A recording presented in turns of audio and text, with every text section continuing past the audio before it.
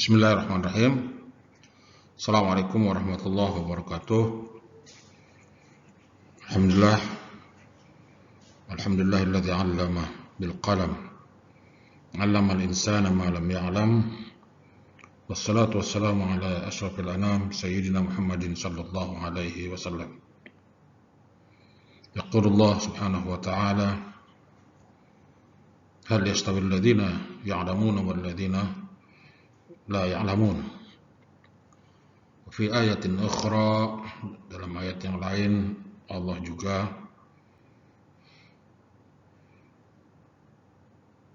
menjelaskan dalam firman-Nya, yarfa'illah alladzina amanu minkum walladzina utul ilma darajat. Dua ayat ini memberikan gambaran atau menjelaskan kepada kita bahwa Allah Subhanahu wa ta'ala membedakan antara orang alim dengan orang jahil, orang yang berilmu dengan orang yang tidak berilmu. Sedangkan pada ayat kedua Allah menegaskan, memberikan satu alasan kenapa beda antara orang jahil dengan orang alim, atau orang alim dengan orang berilmu dengan tidak berilmu. Allah menjelaskan kenapa.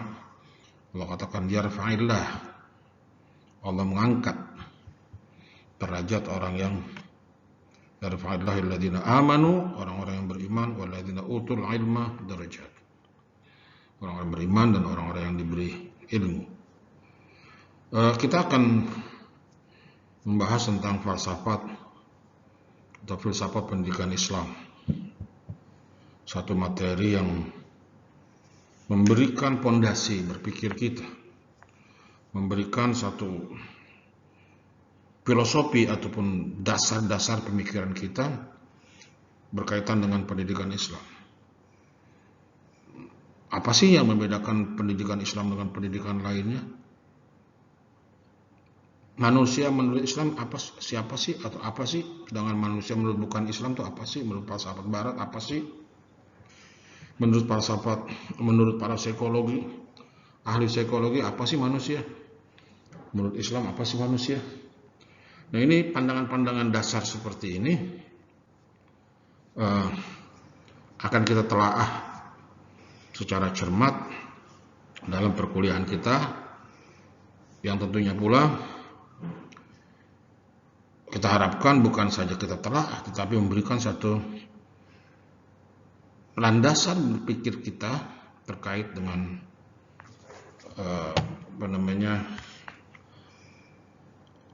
pendidikan Islam khususnya. Mungkin pernah membaca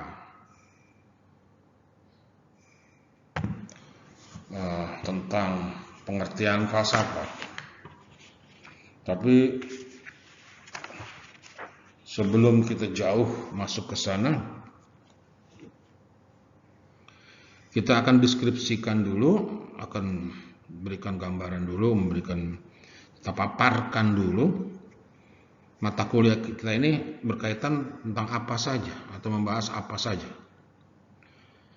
Yang pertama adalah mata kuliah kita ini tentunya akan mengkaji berbagai hal yang berkaitan dengan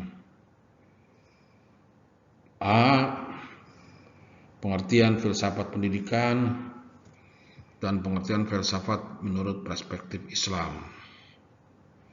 Jadi kita akan lihat filsafat menurut perspektif Islam itu apa, menurut perspektif ilmu apa, atau para filosof itu sendiri apa, kemudian filsafat pendidikan Islam itu apa, atau filsafat pendidikan itu sendiri secara umum apa. Yang kedua, objek kajian apa saja yang kita kaji dalam filsafat pendidikan, baik secara ontologi, asal usul, epistemologi berkaitan dengan metodologi, aksiologi berkaitan dengan teori-teori nilai. Itu yang akan kita coba kembangkan nanti. Kemudian berikutnya analisa falsafat terkait dengan pendidikan. Akan kita lihat bagaimana pendidikan itu sendiri dilihat dari perspektif filosofi atau falsafat. Kemudian kalau kita sudah memiliki atau mengenali falsafat pendidikan, fungsinya apa sih falsafat pendidikan itu? Fungsinya, tugasnya apa sih? Nanti kita akan coba bincangkan. Yang berikutnya yang sangat penting, yaitu berkaitan dengan konsep manusia menurut pandangan Al-Quran, menurut pandangan Islam. Ini penting sekali untuk kita telaah supaya kita tidak salah melihat manusia, wabil khusus melihat diri kita sendiri. Kemudian bagaimana kita lihat implementasi falsafat pendidikan Islam dalam bentuk kurikulum atau metode pembelajaran dan lain sebagainya.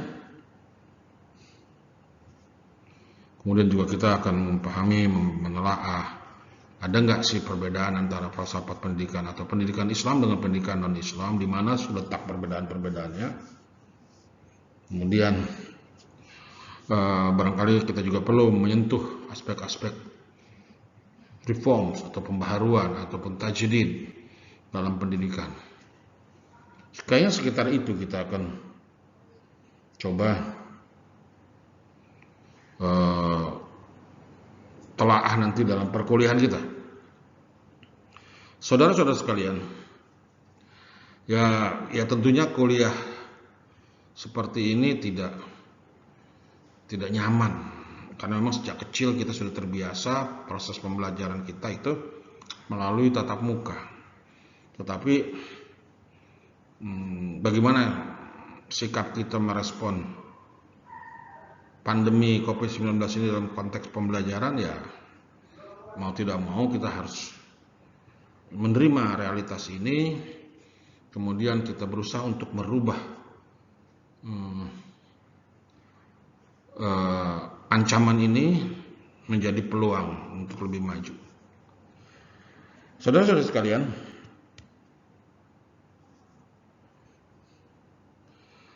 kemudian apa sih yang kita mau capai dari capaian pembelajaran falsafah pendidikan Islam itu apa sih sebetulnya? Kita sampai kemana, ke titik apa? Menjadi orang pintar saja? Orang berilmu saja? Atau menjadi orang beriman saja? Mari kita lihat. Yang pertama jelas, capaian kita adalah ingin menguatkan keimanan dan ketakwaan kita. Bukan sekedar menguatkan, ekspresinya atau indikatornya pada sikap perilaku kita. Seringkali kita belajar itu tujuannya bukan menguatkan keimanan kita.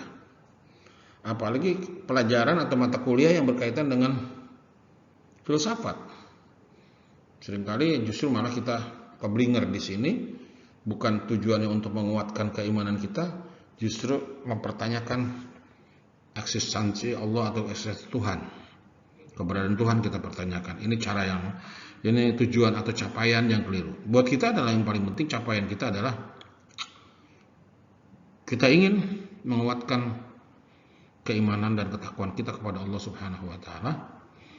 Karena kita yakin setiap kita ini, apakah dia orang dosen ataupun mahasiswa atau orang awam, semuanya adalah berpeluang untuk menjadi manusia yang paling mulia. Mimpi seorang muslim adalah ingin menjadi manusia yang paling mulia. Apa itu? Allah katakan, inna akramakum indallahi atqakum. Kita belajar ini, ya tujuan yang filosofisnya atau tujuan moralnya adalah kita menjadi hamba Allah yang paling mulia dengan menguatkan keimanan dan ketakwaan kita. Kelihatannya idealis sekali, tapi jangan merendahkan tujuan ini. Harusnya kita semua bersemangat untuk mencapai tujuan ini, karena bukan saja melalui pembelajaran perkuliahan, tetapi melalui keseharian kita pun kita harus menjadi orang yang beriman dan bertakwa kepada Allah Subhanahu wa taala. Kemudian yang kedua adalah, kalau kita sudah katakan itu menjadi tekad kita, menjadi goal, tujuan kita, maka kita juga harus buktikan dalam perilaku kita. Kita harus buktikan dengan bagaimana kita menjunjung tinggi nilai-nilai kemanusiaan, menjunjung tinggi nilai-nilai kebersamaan, menjunjung tinggi nilai-nilai pendidikan, menjunjung tinggi nilai-nilai kebangsaan, dan lain sebagainya. Jadi pusat energi yang keluar, yang dikeluarkan oleh, atau energi yang dikeluarkan dari hati kita, dari keimanan kita, adalah energi positif. Kita menebarkan kebaikan-kebaikan di mana saja, baik dalam bermasyarakat, berbangsa, bernegara. Itu yang menjadi tujuan kita. Yang berikutnya adalah, ya tentunya kita ingin menjadi hamba Allah yang, atau bukan saja, mohon maaf, menjadi warga negara yang baik, yang membangun bangsa dan negara sesuai dengan tujuan kemerdekaan Republik Indonesia ini, yang dimerdekakan atas berkat rahmat Allah Subhanahu wa taala. Saudara-saudara sekalian, kita sedikit sudah masuk ke mungkin pertemuan ini. Saya akan coba memberikan satu satu rule of game-nya, cara aturan mainnya kayak apa sebetulnya. Yang pasti pertama-tama harus aktif ikut. Nanti akan tercatat. Kita kuliah melalui Microsoft Teams, ataupun nanti melalui Google Meet, ataupun melalui Zoom. Yang jelas semuanya harus aktif. Dan siapa yang bisa aktif mengikuti perkuliahan ini? Ya, sebagaimana ditentukan oleh lembaga, bahwa Anda harus paling tidak daftar ulang dulu. Orang yang sudah daftar ulang nanti akan bisa mengakses atau diberikan link perkuliahan kita ini. Ini semester 6 ya. Semester 6. Ya harus semangat, karena sebentar lagi, tahun lagi Anda udah harus menjadi sarjana. Biasanya semester yang makin tinggi itu rada malas, merasa sudah menjadi orang pintar, menjadi senior, dan sikap-sikap ini sesungguhnya membunuh potensi kita. Seharusnya untuk semester 6 ini, semester yang seharusnya kita lipat gandakan kerja keras kita, ikhtiar kita, semangat belajar kita lipat gandakan, karena kita 1-2 langkah ke depan atau 1 tahun ke depan kita sudah diberikan kesempatan untuk menyandang gelar sarjana. Jadi tolong, silakan bagi yang sudah mendaftar ulang, silakan, nanti akan diberikan linknya. Dan itu saya secara pribadi, dosen, walaupun saya ketua STAI, tidak punya otoritas sepenuhnya untuk membuka link buat Anda, karena saya justru mendapatkan input dari staf bidang keuangan terkait dengan daftar ulang saudara-saudara. Itu. Kemudian yang berkaitan dengan tadi, selain perkuliahan Anda harus aktif, Anda apa? Saya membuka diri saya untuk melayani pertanyaan-pertanyaan. Mungkin kalau ini bisa direkam pertanyaan supaya dia nih, ya mungkin kalau kita kuliah nanti mungkin sesekali kita kuliah pakai Google Meet, sehingga Anda bisa dialog dengan saya. Itu bagus. Nanti kita akan tentukan, hari ini kita pakai Microsoft Teams, minggu depan atau pertemuan berikutnya pakai Google Meet, supaya ada interaksi antara saya dan saya akan berikan PPT. Anda bisa ngikutin PPT itu dengan baik. Atau Anda punya peluang untuk nanya saya melalui WA di luar jam kuliah tentunya. mulai. Ya, mahasiswa-mahasiswa Staya Tako itu, terutama senior-senior Anda, rata-rata punya nomor WA saya. Silakan tanya di bagian administrasi, atau mungkin sebagian besar teman-teman Anda sudah memiliki nomor WA saya. Itu yang berkaitan dengan aturan main. Kemudian tentunya ada beberapa nanti di perkuliahan ini ada tugas, ada UTS, ada UAS, itu sebagaimana lazimnya, dan insya Allah itu akan kita jalani dalam beberapa pertemuan ke depan, karena kita berharap sebelum Ramadan, sebelum Lebaran, perkuliahan ini sudah selesai. Jadi kita ada mungkin 13 atau 12 atau 13 atau 14, kita nggak tahu pertemuan. Yang jelas kita ini sudah lewat satu pertemuan minggu lalu, karena ada beberapa hal yang memaksa saya untuk selesaikan berkaitan dengan tugas-tugas kampus. Saudara-saudara sekalian, dari mana rujukan buku apa? Sekarang nggak terlalu sulit, Anda tidak perlu bingung-bingung, ambil aja e-book, ya, buka e-book, nanti sambil jalan saya akan jelaskan apa yang kita bicarakan tadi ada pada e-book karangan si ini dan nanti kelihatan. Jadi ya kalau memang beli sih ya bagus saja. Tapi kalau Anda punya HP, Anda masuk ke Google, nanti Anda lihat buku di situ, nanti ada e-book ya. Anda bisa ikuti. Mudah, jadi nggak perlu tinggal dari e-book itu Anda buat pointer-pointernya. Jadi saudara jadi tidak perlu beli. Tapi saya tetap menyarankan sebagai mahasiswa harus punya buku apapun, termasuk buku tentang filsafat pendidikan. Saya sering menganalogikan begini, mengkiaskannya begini. Mahasiswa itu saya analogikan dengan tukang ojek atau dengan petani. Jangan mengaku sebagai tukang ojek Grab kalau Anda nggak punya motor. Syarat utama untuk jadi tukang Grab adalah punya motor. Jangan mengaku Anda sebagai petani, tukang kebun, petani di sawah, di ladang dan lain sebagainya, kalau Anda nggak punya cangkul. Aneh. Petani nggak punya cangkul aneh. Begitu juga jangan mengaku jadi mahasiswa kalau nggak punya buku, atau paling tidak nggak melalui e-book. Dan terus terang saja syarat menjadi mahasiswa itu tidak seketat jadi tukang nge-grab ataupun petani. Petani itu harus betul-betul real. Tapi kalau jadi mahasiswa cukup dengan e-book Anda bisa dianggap sebagai atau dipandang sebagai mahasiswa. Jadi saya pikir Anda jago semualah mahasiswa sekarang, jago bagaimana memanfaatkan e-book untuk pembelajaran. Oke, jadi itu nanti ada tugas, ada UTS, ada UAS ya.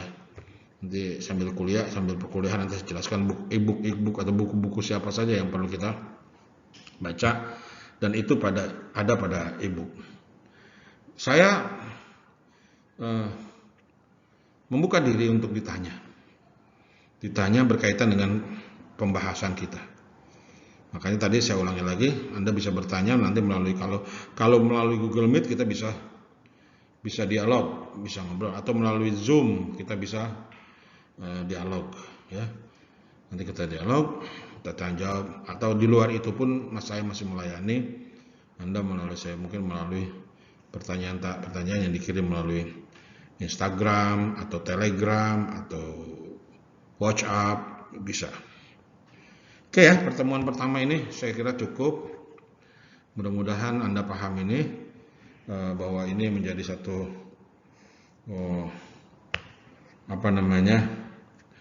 awal pertemuan kita, perkenalan kita, kemudian komitmen kita, jadi kontrak kuliah kita dan lain sebagainya. Mudah-mudahan semua mahasiswa baik yang sudah terdaftar ataupun belum nanti pada gilirannya akan bisa mengikuti dengan baik.